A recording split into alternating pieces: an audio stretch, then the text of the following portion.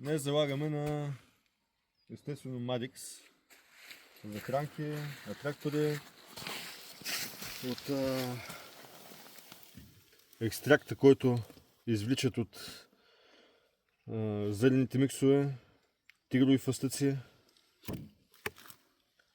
4 семена.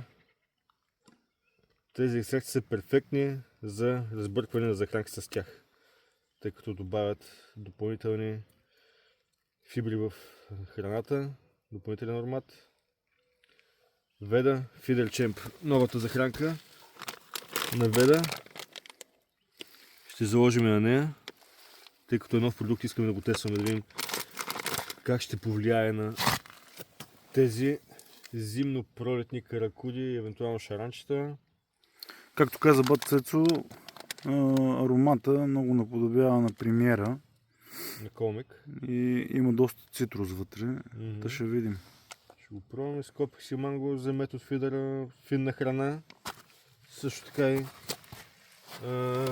доста така от готовите им пелети, които са предварително увлажнени. Няма нужда да ги накисваш. Директно отваряш и почваш да ловиш. Топ продукт наистина. Ягода, манго и с Kopix. Пробваме да видим. И също така готовата мека храна. Има пикант и чесън. Сме изкарали.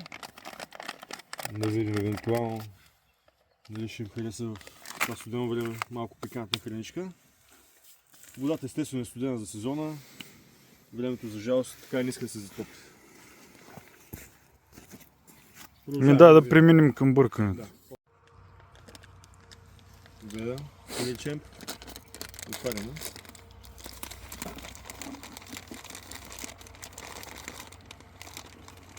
Топ!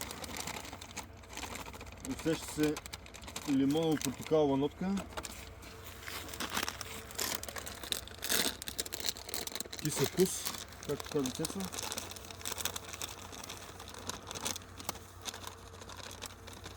Много силен аромат, изразен. Ще добавим 4 семена.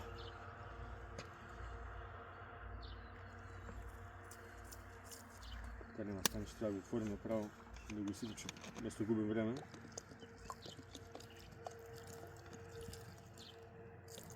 Около половин литър вода трябва да е окей за първото разбъркване.